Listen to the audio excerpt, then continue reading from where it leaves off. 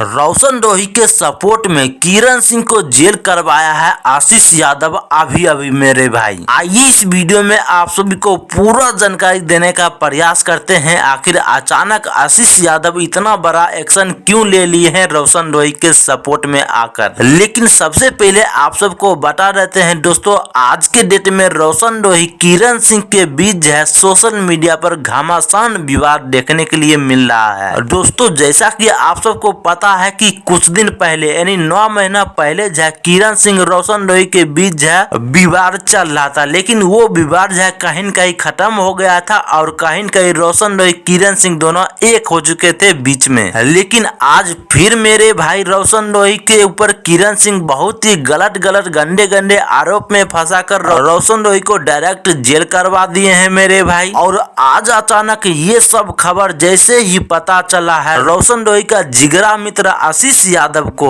वो मेरे भाई डायरेक्ट रोशन रोही के सपोर्ट में किरण सिंह को जेल करवा दिए हैं और अब जो है रोशन रोही जल्द ही जेल से रिहा होने वाले हैं। ऐसे दोस्तों आपकी क्या प्रक्रिया है ये सब मुद्दा को लेकर, आप सभी जरूर कमेंट बॉक्स में बताइएगा।